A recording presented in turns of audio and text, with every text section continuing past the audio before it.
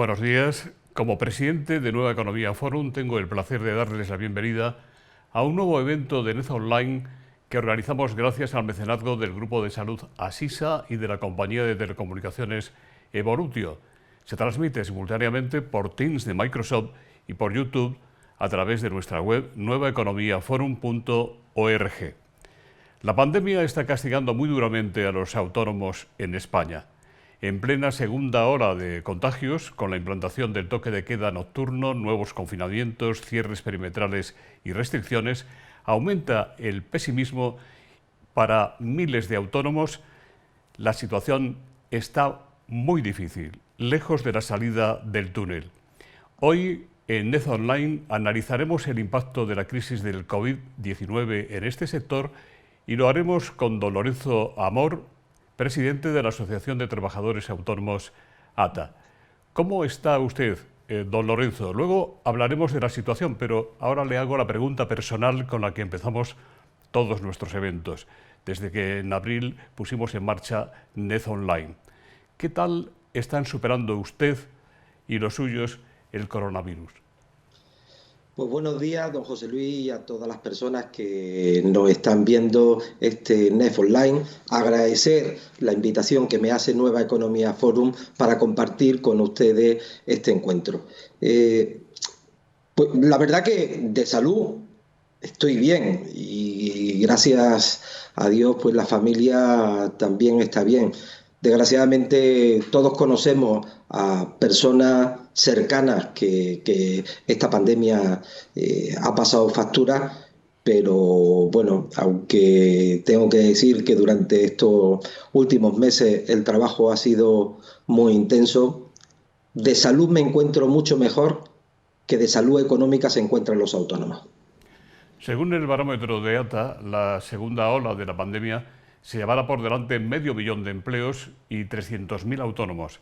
En sus propias palabras, hay 1 millón de autónomos en el alambre. Con este pronóstico, usted está reclamando al Gobierno un plan de emergencia. ¿Cuáles deberían ser las prioridades, los objetivos y el presupuesto de este plan? Bueno, cada día en España hay un ERE silencioso, de esos que no ocupan telediarios, de esos que no ocupan portadas de periódicos y que afecta a 500 autónomos. Hay 500 autónomos que desgraciadamente cierran su negocio cada día. Hoy nos hemos despertado leyendo que 200 actividades de ocio nocturno pues cierran cada día, pero son 500 autónomos los que vemos diariamente cerrar sus negocios o cesar en sus actividades. El problema es que se han tomado medidas, pero las medidas no han sido suficientes. Si alguien piensa que con los ERTE para nuestros trabajadores o con las ayudas por cese de actividad de 600 euros es suficiente para salvar la actividad, el negocio de muchos autónomos, desconoce lo que es ser empresario, desconoce lo que es ser autónomo. Hay unos gastos fijos que corren todos los días, alquileres, suministros, préstamos, y el problema es que no se ha puesto un plan alternativo, un rescate a los autónomos, a las pymes y al tejido empresarial en general en lo que es la segunda ola. Sí lo hemos visto en otros países. La única medida o las dos únicas medidas que se han tomado, una positiva y otra negativa, han sido, por un lado, permitir que los créditos ICO se amplíe un año más su periodo de carencia o bien también el plazo de devolución. Pero también una negativa. Se ha subido la cuota de los autónomos 3 euros o 12 euros para los que están en la base máxima, y este mes será 6 euros para los autónomos en la base mínima y 24 euros para la base máxima. Yo echo de menos en nuestro país el plan de rescate, las ayudas que ha habido en otros países de la Unión Europea, donde se ha rescatado en esta segunda ola con el confinamiento, con las restricciones, a sectores como la hostelería, como el comercio. Es cierto que el Gobierno habla de que está preparando con las comunidades autónomas y los ayuntamientos un plan de rescate, pero yo no lo he visto todavía en el BOE. Desde ATA, ustedes han sido muy críticos con la gestión de la pandemia por parte del Gobierno del señor Sánchez y, sin embargo, han alabado a algunas comunidades autónomas por sus paquetes de ayudas a los autónomos. Sergio Toledano le pregunta cómo anda el ranking de buenos, regulares y deficientes.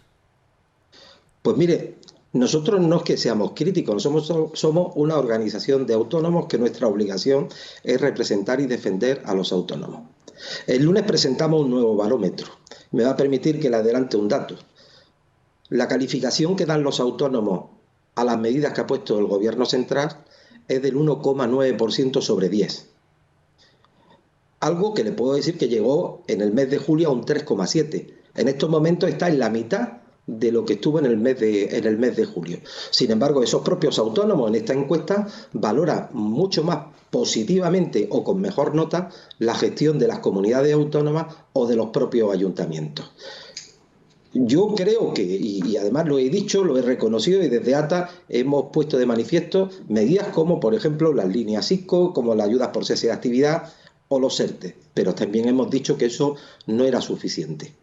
Hay comunidades autónomas que han dado ayudas directas de todos los signos políticos. Yo tengo que decir que de alabar, por ejemplo, la puesta en marcha de las medidas que ha impulsado Extremadura, o que ha impulsado Castilla-La Mancha, o que ha impulsado Cantabria, o el plan de rescate que ha puesto en marcha Andalucía con 667 millones de euros, o las ayudas que ha puesto para el sector de la hostelería, del comercio, la Xunta de Galicia. Bueno, es que o por ejemplo, las ayudas que ha puesto algunos ayuntamientos, ¿no? Como el Ayuntamiento de Madrid, eliminando tasas, el cobro de la ocupación de la vía pública, o otros ayuntamientos de todos los signos políticos. Ahora bien, tengo que decir, y no es que lo diga yo, lo ha dicho el Banco de España, lo han dicho otros organismos, España solo ha destinado al rescate del tejido empresarial un 5% de lo que se ha destinado en toda la Unión Europea. Un país como Alemania ocupa el 56% de todos los fondos que se han dedicado a rescatar el tejido empresarial. Resultado, España es de los países donde su PIB está cayendo más con respecto a nuestros socios europeos. Casi la mitad de los autónomos con trabajadores han solicitado ERTES. Luisa Contreras le pregunta hasta cuándo deberían ser prolongados los ERTES. ¿Habría que llevarlos más allá del 31 de enero? Bueno, pues indudablemente, claro que sí. Además ya se tendría que estar negociando. Y se tendría que estar negociando porque estamos en un estado de alarma. No sabemos qué es lo que va a pasar en Navidad. Hasta la semana que viene no sabemos si los confinamientos o cierres perimetrales se van a mantener, no se van a mantener, si hay gente que puede viajar entre comunidades autónomas, qué va a pasar con el turismo en la temporada alta en Canarias, se va a poder viajar a Canarias desde Andalucía, desde Madrid. Bien, esta es la situación en la que encontramos. El problema es que los ERTE terminan el 31 de enero y luego tenemos una Semana Santa, pero también tenemos una temporada de verano.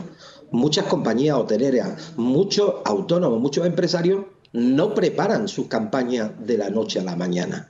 Necesitan un tiempo para preparar esas campañas, para mirar a largo plazo cuál es el futuro de su actividad y su negocio. Por eso hay que dar tranquilidad. Pero esto lo dijimos ya en el verano, cuando la señora Merkel anunció que los ERTE en Alemania se prorrogaban hasta el 31 de diciembre de 2021 y con el 100% de las cotizaciones sociales. Es que España, es que los empresarios españoles y los trabajadores españoles no podemos ser menos. En estos momentos hay una honda preocupación en muchos trabajadores que están en ERTE. No saben qué va a pasar con su futuro. Pero también con muchos empresarios, con muchos autónomos que tienen trabajadores que no saben lo que va a pasar. De momento, lo que está claro es que los ERTE tienen que durar como mínimo hasta el 1 de julio. Florencio, disculpe. Es decir, 21 días después de finalización del estado de alarma que está decretado hasta el 9 de mayo. Florencio Combarros le pregunta si es razonable que aquellos empresarios autónomos que no puedan evitar el despido de sus trabajadores se vean obligados a devolver los importes de la exoneración de las cotizaciones a la Seguridad Social. Amparo Valencia quiere saber si disponen de liquidez, en su opinión, los autónomos para afrontar el pago de las indemnizaciones por despido. En primer lugar, habría que decir que ya hay determinados autónomos y empresarios que están devolviendo las exoneraciones que han tenido de las cotizaciones para poder despedir. porque no pueden seguir con el nivel de plantilla que tienen. Pero esto es algo lógico. Es decir, nadie en su casa puede mantener los niveles de gasto cuando los ingresos caen por encima del 60%. En estos momentos, a la mitad de los autónomos, su actividad ha caído por encima del 60%. Por tanto, es muy difícil mantener el nivel de plantilla que había en el mes de febrero. Es verdad que se nos vendió que esta crisis, yo quiero recordar y que todos recordemos que se apagaba la economía dándole a un botón donde se decía off y que luego se enchufaba a los 2 meses con el on. Nos vendían 2 meses que íbamos a invernar la economía. Luego nos hablaban de un crecimiento en V. Luego nos hablaron de un crecimiento en V como el símbolo de una marca deportiva. Luego nos hablaron de la lámpara de Aladino. Ahora se habla de W, de K y de multitud de letras. La verdad es que llevamos ya 10 meses, que estamos en una plena segunda ola. A día de hoy, con más de 700.000 negocios cerrados, que no sabemos si vamos a tener una tercera ola en los meses de febrero o del mes de marzo, y el problema es que las medidas laborales que se tomaron en el mes de junio o en el mes de marzo fueron unas medidas laborales puntuales que no tienen nada que ver con la longitud que está teniendo esta crisis, con la longitud que está teniendo este parón económico y con la situación que se está pasando. Yo siempre digo que en momentos excepcionales, medidas excepcionales. Y por tanto, creo que hay que facilitar las reducciones de plantilla siempre que eso signifique salvar la actividad y salvar los puestos de trabajo. No con esto estoy diciendo que hay que facilitar el despido. Lo que digo es que hay que facilitar y permitir las reestructuraciones empresariales antes de que sea tarde. Más vale salvar parte de la tripulación antes de que se hunda el barco entero con toda la tripulación. Y por cierto, casi un 40% de los autónomos en estos momentos no tendría liquidez para afrontar lo que son los despidos. Esto no lo dice Lorenzo Amor, presidente de ATA, esto lo confiesan los propios autónomos.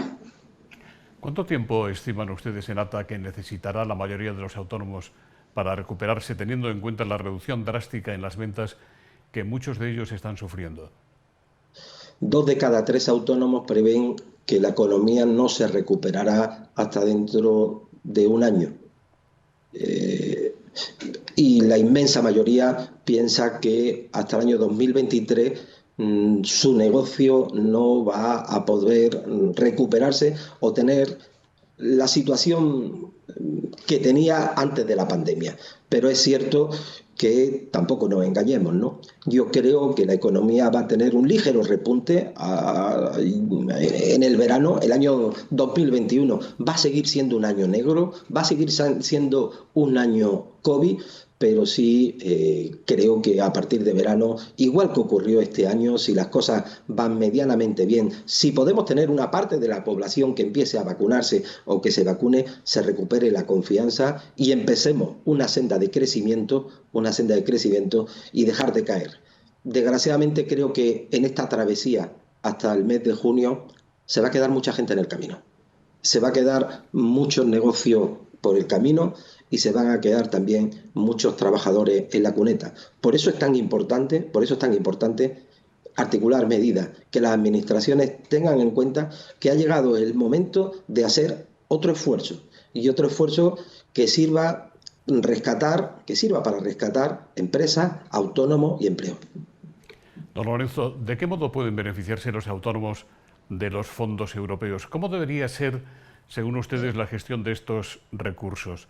Arturo Foncillas le pregunta si le parece bien que todo se cocine en Moncloa. ¿Se fía del señor Sánchez y del equipo de colaboradores más próximos, muy hábiles desde luego en la comunicación?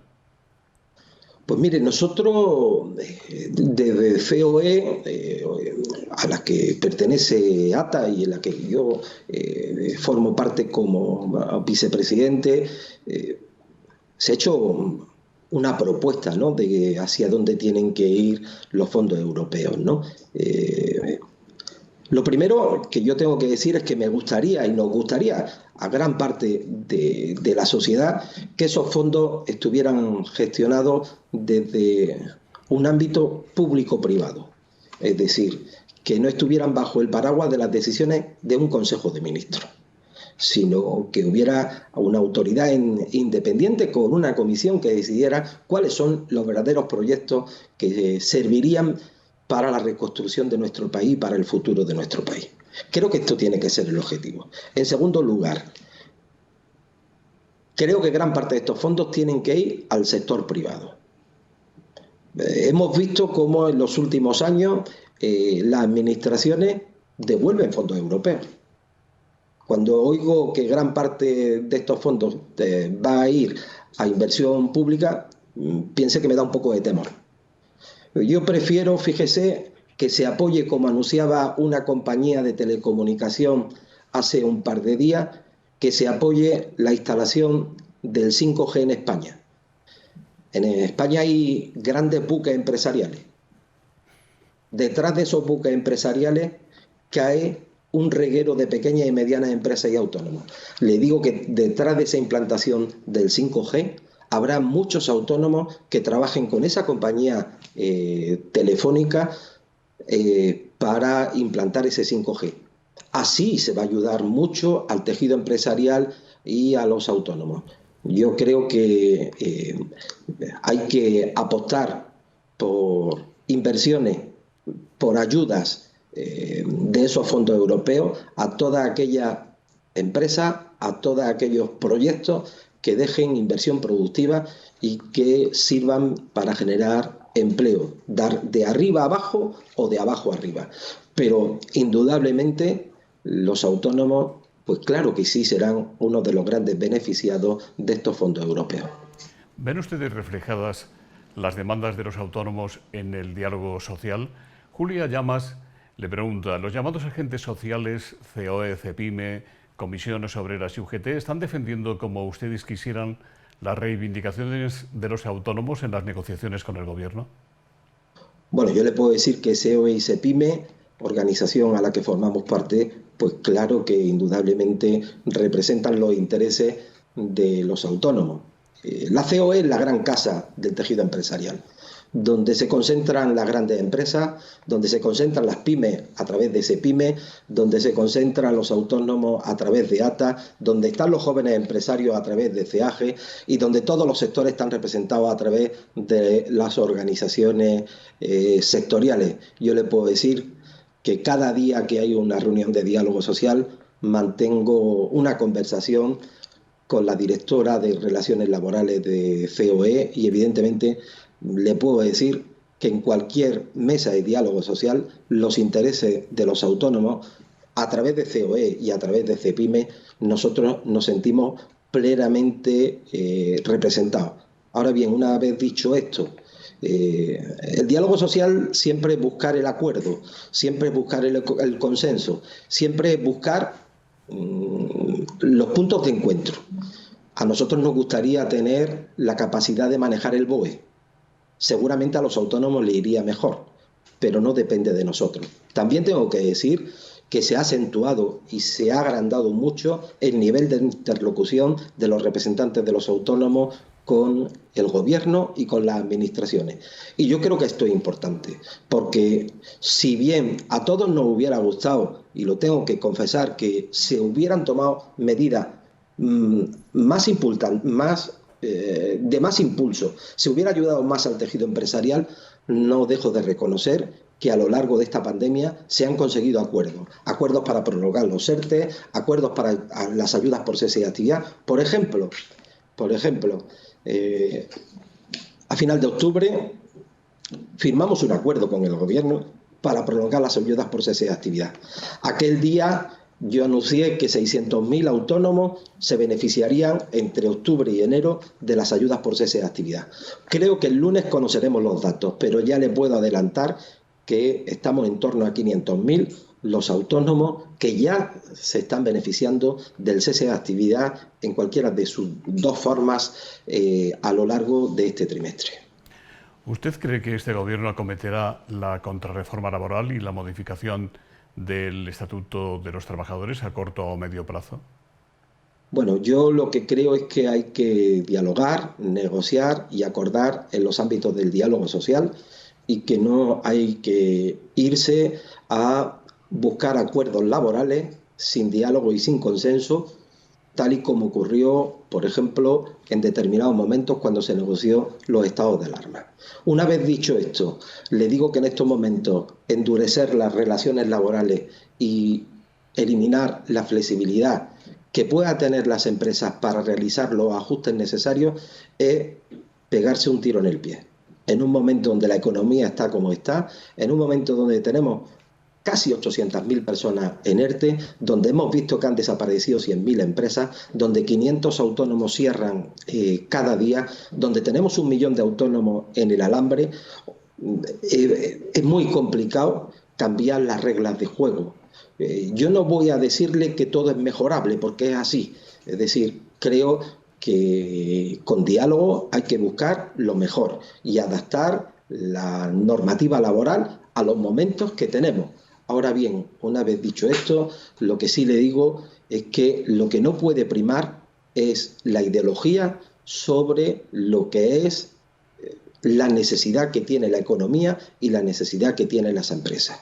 Estamos en un momento donde hay que apoyar a las empresas y a los autónomos para mantener el empleo, y ya vendrán momentos donde tengamos que aplicar determinadas reformas. Me preocupa más el presente, el hoy, que el futuro. Tomás León le pregunta, señor Amor, ¿qué valoración hace usted del acuerdo entre el PSOE y ERC para incluir en la ley de presupuestos medidas dirigidas a evitar lo que ellos denominan el dumping fiscal en la Comunidad de Madrid? Jorge Centeno le pregunta qué impacto puede tener la ofensiva contra Madrid, por ejemplo, en la sucesión de negocios familiares por parte de los hijos de los autónomos. Y Alicia Velasco quiere saber si no le parece que en vez de atacar a Madrid, porque lo hace mejor en cuanto a impuestos, deberían ponerse las pilas otras autonomías, que se acabe con los privilegios de los conciertos en País Vasco y Navarra, que cuentan con esa ventaja competitiva, y que se meta en cintura a Cataluña en vez de acordar con el señor Rufián que se retire el control financiero del Estado a cambio del apoyo a los presupuestos generales. Bueno, en primer lugar lo que diría es que los políticos no pueden pretender que los ciudadanos seamos rehenes de sus impuestos. Eso es lo primero que le diría.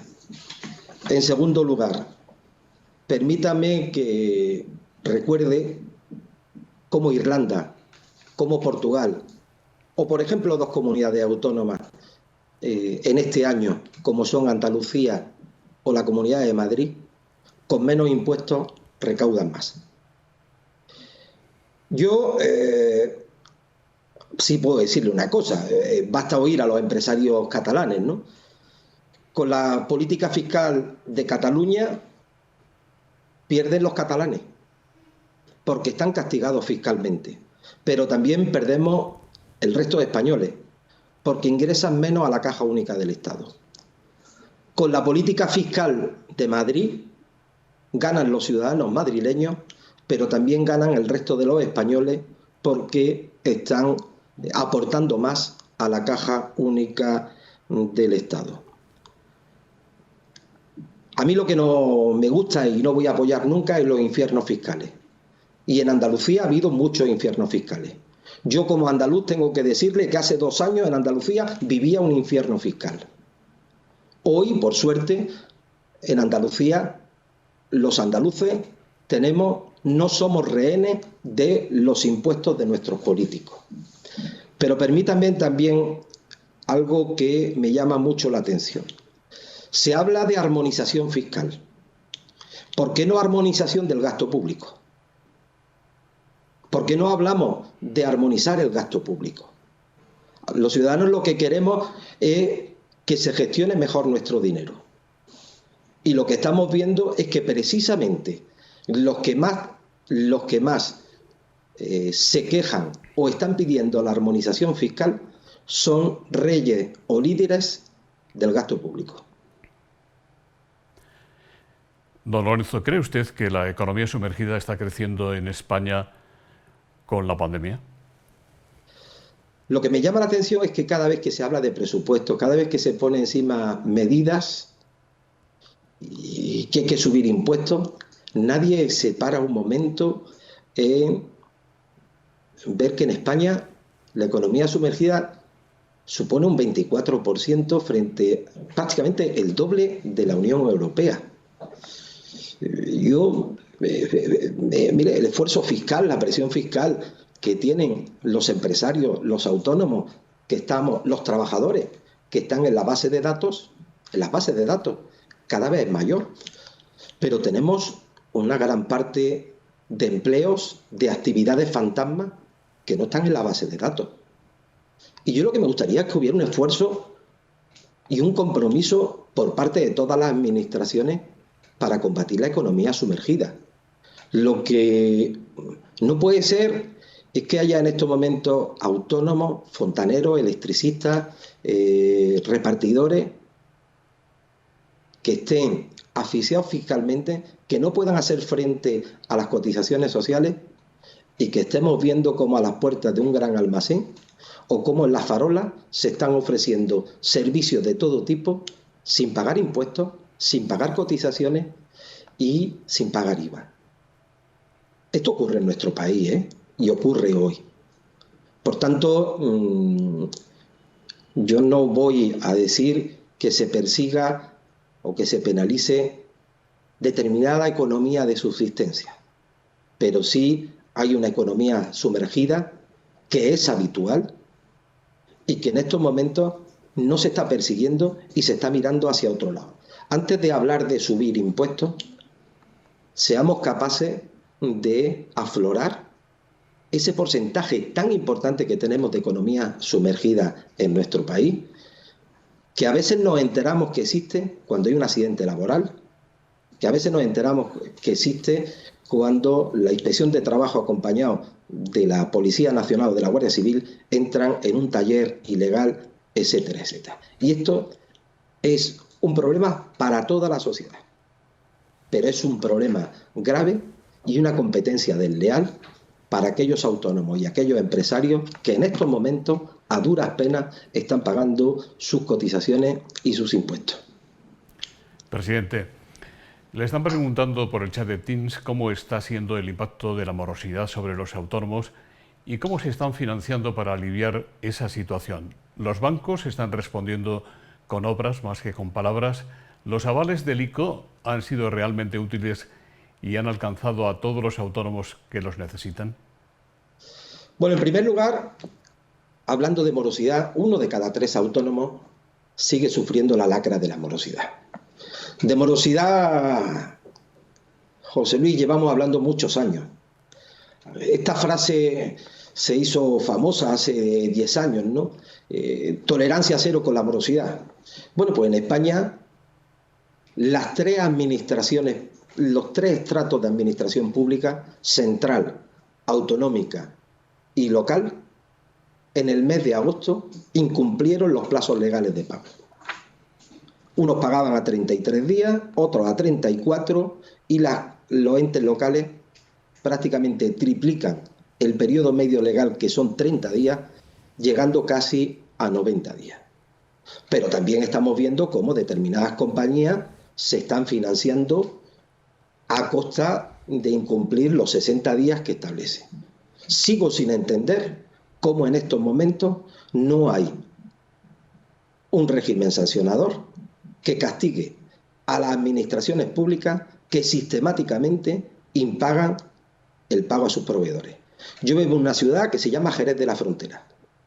En Jerez de la Frontera su ayuntamiento se entretiene en pagar a sus proveedores a más de 300 días. Yo lo único que pido es que piense cualquiera de los que trabajan en el ayuntamiento de Jerez que su nómina la cobraran 300 días más tarde.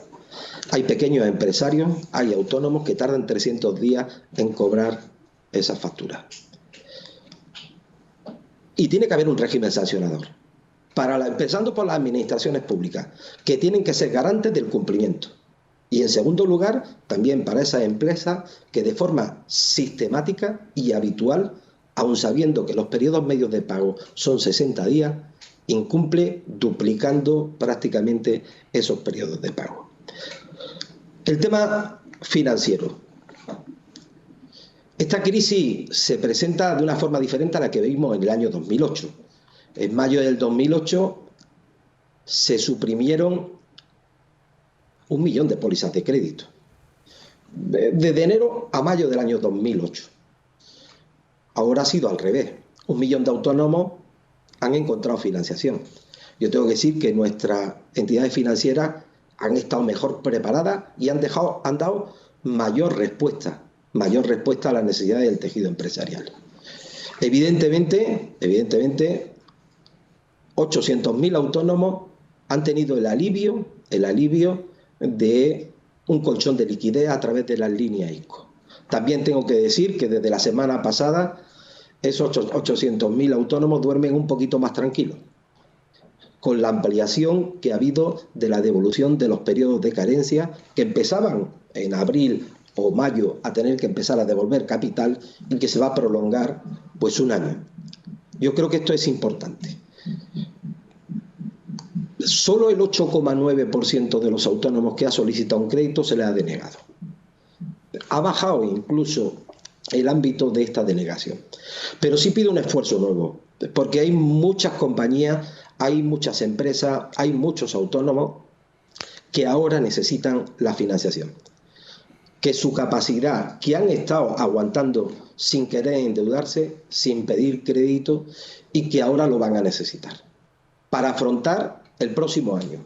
Por eso pido un nuevo esfuerzo a las entidades financieras, al gobierno, al ICO, para que se pueda dar ayuda a todos los sectores. Y en esto recalco, a todos los sectores. Me gustaría que los análisis de riesgo no se hicieran por sector en general, sino que hicieran empresa a empresa. No me gustaría que porque haya una empresa, un autónomo, que se dedique al sector del ocio nocturno, se deniegue un crédito por el hecho de cómo se encuentra en líneas generales el ocio nocturno o la hostelería. Estudiemos operación a operación y sin discriminar por sectores. Seguimos con las preguntas. José Miguel Guerrero, de Confemetal, quiere saber cuál es su opinión sobre que los autónomos coticen a la Seguridad Social en función de sus ingresos. Sobre esta cuestión han preguntado ustedes en el barómetro, cuyos resultados van a presentar el lunes. Bueno, aquí el autónomo está dividido, ¿no? Depende cómo le llueva. Hay autónomos que opinan que el sistema que hay actual le va bien y otros que opinan que es mejor adecuar sus cotizaciones a los ingresos. Yo lo que le puedo decir es que en estos momentos pensar que 2.000 euros de nómina de un asalariado son igual que 2.000 euros de rendimiento neto de un autónomo es no tener ni pajolera idea de lo que es ser autónomo. Porque yo puedo tener como autónomo 2.000 euros mensuales de rendimiento neto. Pero con esos 2.000 euros tengo que afrontar, de lo que hemos hablado antes, una posible morosidad, un préstamo personal para mi negocio, un siniestro que pueda tener en mi actividad o mi negocio. Todo eso hay que afrontarlo con el rendimiento neto. Por tanto, es muy difícil querer hacer una comparativa o asimilar la cotización de un trabajador a la Seguridad Social con la de un trabajador autónomo. Yo sí pienso, como dice el Pacto de Toledo, que hay que trabajar para que los autónomos puedan adecuar sus cotizaciones a sus ingresos. Pero yo lo defiendo de una forma voluntaria, de una forma que podamos acercar, eliminar trabas, empezando desde el día de hoy. Sí, yo invito al Gobierno a que el martes en el Consejo de Ministros tome las siguientes 5 medidas. Una, permitir que los autónomos mayores de 48 años puedan cotizar por la base que quieran sin tenerla topada en 2.077 euros. Segunda medida, que los 900.000 autónomos societarios, lo que cotizan a la Seguridad Social, su cuota, sea un gasto deducible en sociedades, un gasto de la empresa, como son las cotizaciones de los trabajadores. Tercera medida, poder cambiar de base 6 veces al año, hacia arriba o hacia abajo. Cuarta medida, todos aquellos autónomos cuyo rendimiento neto en este año 2020 sea la mitad del salario mínimo, que paguen 60 euros a la Seguridad Social. Y todos aquellos autónomos que tengan rendimientos netos entre la mitad del salario mínimo y el salario mínimo, que paguen 120 euros de cotización. Eso es adecuar cotizaciones a los ingresos. Empecemos por ahí. Empecemos facilitando que la gente pueda adecuar su cotización a los ingresos. Sí le puedo decir una cosa a mi amigo José Miguel Guerrero. En estos momentos, técnicamente, es imposible adecuar para los 3.200.000 autónomos la cotización a los ingresos. Por un simple hecho. Tenemos prácticamente 300.000 autónomos familiares que, como no declaran actividad, no se sabe cuál es sus ingresos. Los autónomos en módulos, más de 500.000, contando las actividades agrícolas. Su rendimiento neto está en una orden ministerial que se publica ahora. No declaran sus ingresos, están fijados por una orden ministerial. Y tenemos 900.000 autónomos que son societarios. Esos autónomos societarios tampoco declaran ingresos, lo declara la sociedad. Por eso yo estoy dispuesto a negociar, acordar con el Gobierno medidas que faciliten que los autónomos acerquen su cotización a los ingresos reales. Es importantísimo, pero sobre todo es importantísimo para ellos, para tener mejores prestaciones. Ahora bien, también digo que nos opondremos a cualquier subida en estos momentos de cotizaciones a los autónomos. ¿Sabe lo que toca en estos momentos? Suspender y aplazar la subida de cotización que tiene prevista el Gobierno el 1 de enero. Y es cierto que nosotros llegamos a un acuerdo en el año 2018 para adecuar los tipos y que fueran paulatinamente año a año subiendo los tipos. Es cierto que acordamos eso, pero no es menos cierto que en el año 2018 la economía crecía a un 3% y en estos momentos es posible que caigamos en torno al 12%. En estos momentos, 1 millón de autónomos están en el alambre. Subirle 3 euros, aunque parezca poco, la cotización, es hundirlos más. Es hundirlos más. El maestro de periodistas, Fernando Jáuregui, escribe en Teams: felicito a don Lorenzo Amor por su empuje como sociedad civil. En ese concepto, el de un líder de la sociedad civil, le pregunto, ¿es esta una sociedad un tanto anestesiada, divorciada crecientemente de sus gestores? ¿Qué se puede hacer en el sentido de movilizarla en la participación de la gobernación del país?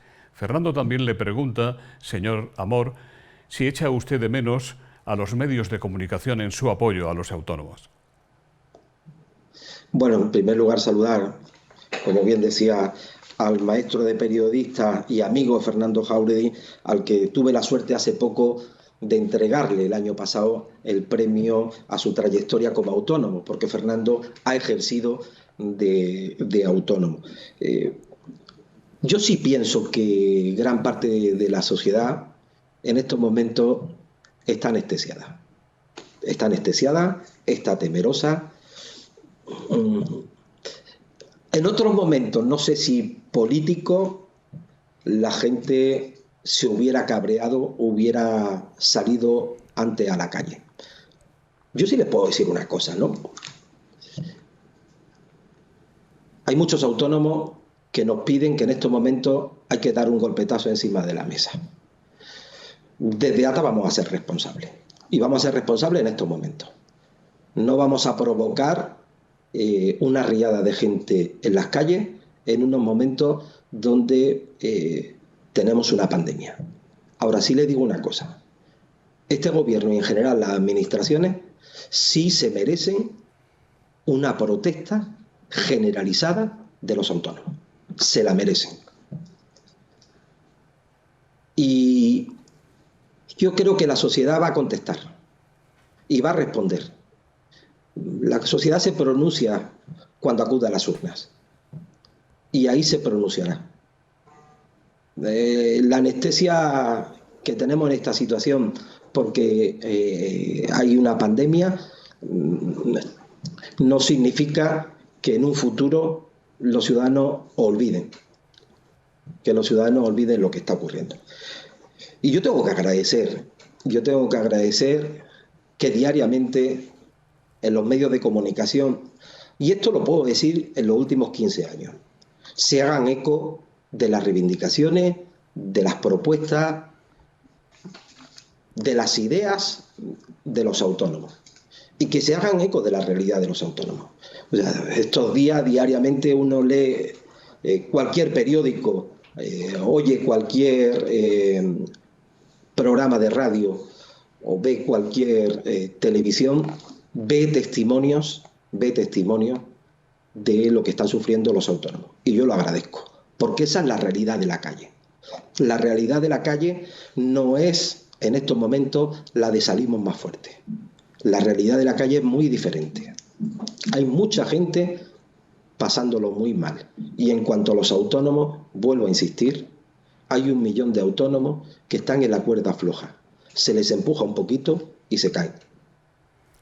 Jacinto Cabestany, de Volutio, le pregunta, señor Amor, ¿qué se puede hacer para aumentar el tamaño de las pymes en España?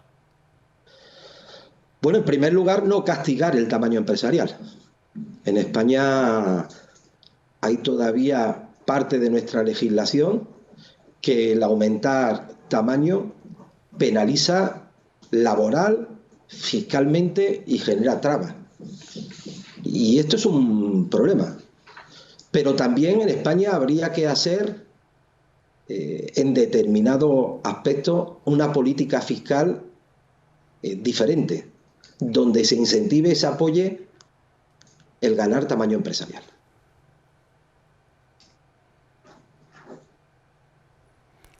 Miguel Garrido, presidente de la Confederación Empresarial Independiente de Madrid, dice: quería felicitar a Lorenzo y a ATA por la excelente labor de representación y apoyo de los autónomos durante esta situación de emergencia, y me gustaría saber su opinión, dice Miguel, acerca de la pretensión del Gobierno de armonizar los impuestos para impedir la política fiscal de Madrid. A este tema nos habíamos referido antes.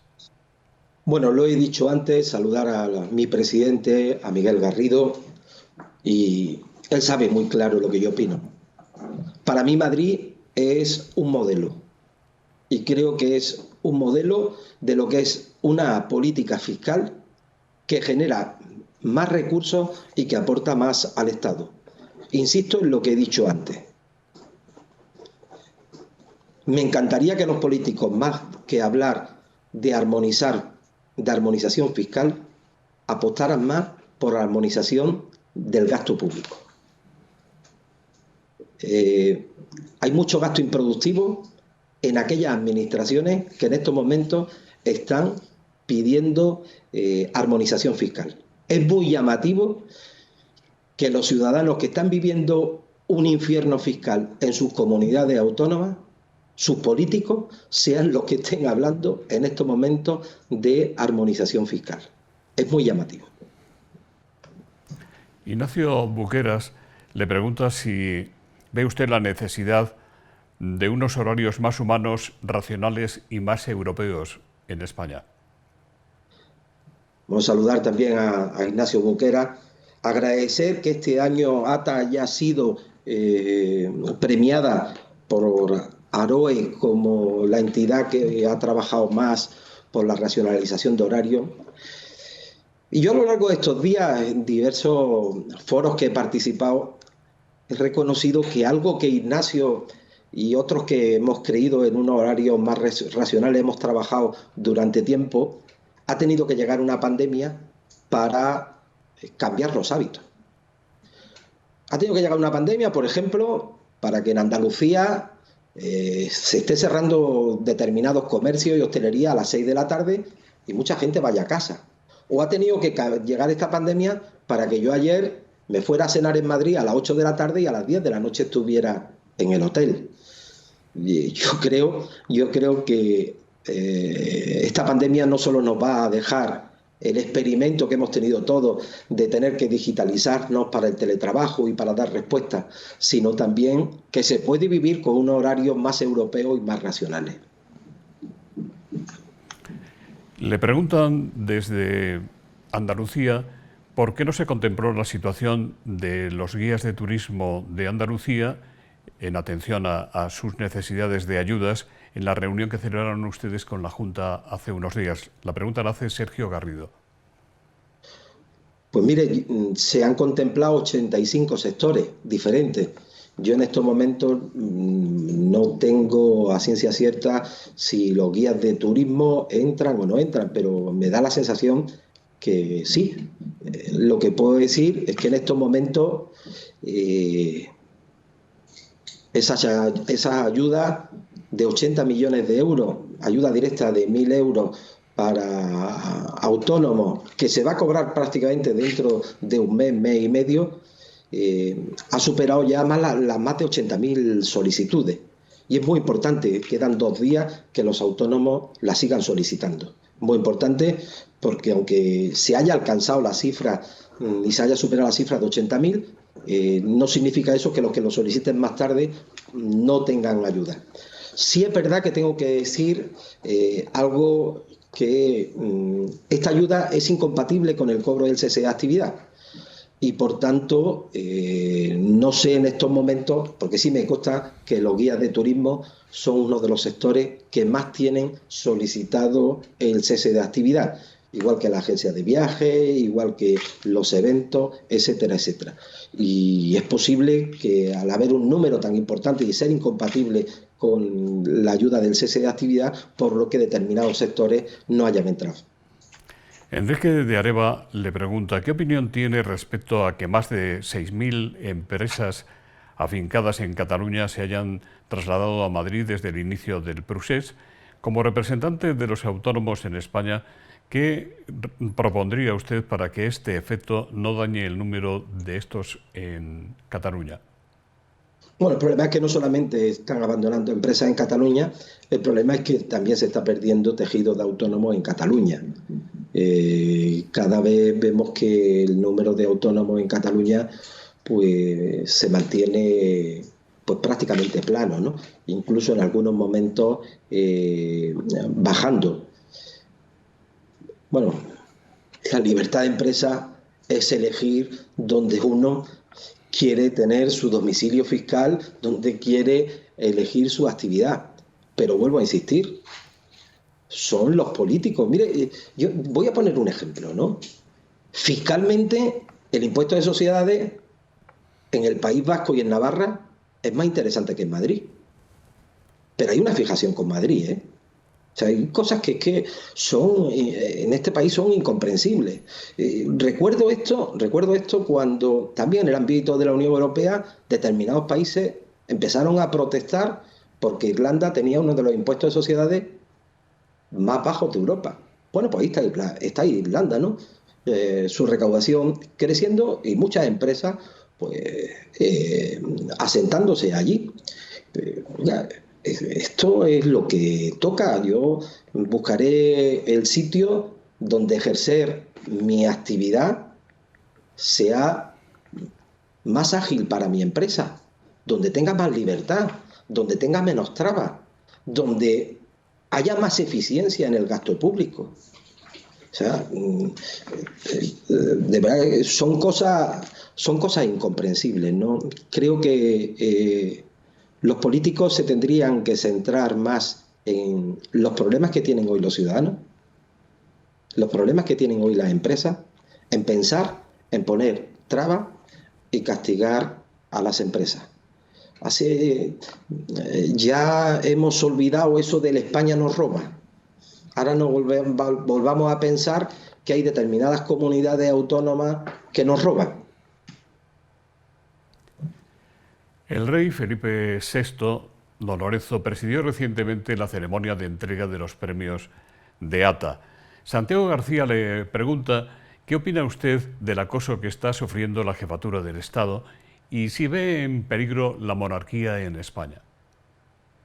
Pues ni mucho menos veo en peligro la monarquía en España, entre otras cosas, porque hay muchas personas en este país que pensamos que la jefatura del Estado, que además estamos convencidos que la Constitución que votaron nuestros padres, pero que nos dimos los españoles en aquel momento de reconciliación, fijan la monarquía como la jefatura de Estado. Yo tengo que agradecer a la Casa Real, a Su Majestad el Rey, a los reyes,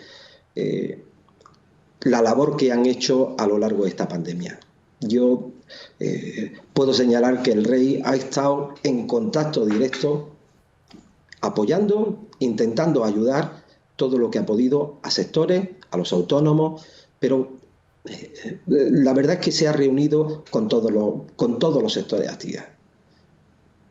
Me apena el acoso que se quiere hacer a una institución que está en nuestra Constitución. Yo, desde luego, con la lealtad institucional, presido una organización que en el primer párrafo de su estatuto dice que está basada en la Constitución española, que reconoce la figura de nuestra monarquía, del jefe del Estado, y por tanto nosotros, no puede ser de otra forma, vamos a estar con una lealtad institucional a nuestra Constitución, a los poderes del Estado, y entre ellos está nuestro jefe de Estado, y en este caso nuestra monarquía, presidida por el rey Felipe VI. Señor Amor, ¿qué siente usted cuando estos días oye a Otegi que dice, con lo que ha conseguido Bildu del gobierno a cambio de su apoyo a los presupuestos, está más cerca la República Vasca? Roberto Parrilla le pregunta, ¿qué le parece que Pedro Sánchez haya preferido el apoyo de los de Rufián al voto de Ciudadanos? Pues mire, me quedo con las palabras que dijo ayer el expresidente del gobierno, Felipe González. No me preocupa lo que diga Otegi, tampoco me preocupa ni me sorprende las pretensiones de Rufián. Lo que me puede molestar más es que el gobierno de todos los españoles haga más caso o acuerde con quien quiere destruir España que con los partidos que quieren construir una más y mejor España. Hemos llegado al final de un nuevo evento temático de Nueva Economía Forum, en el que hemos tenido el honor de contar con la intervención de don Lorenzo Amor, presidente de ATA. Gracias en nuestro nombre y en el de nuestros mecenas, el doctor Francisco Iborra, presidente de Asisa, don Jacinto Cabestany, consejero delegado de Volutio, y doña Pilar López, presidenta en España de Microsoft, nuestro socio tecnológico. Les emplazamos al evento del próximo miércoles 2 de diciembre a las 5 de la tarde con don José María Aznar, don Antonio Ledezma y doña María Corina Machado para analizar la situación de Venezuela. Buenos días, salud y esperanza, don Lorenzo. Muchas gracias, don José Luis. Un abrazo muy grande. Un abrazo.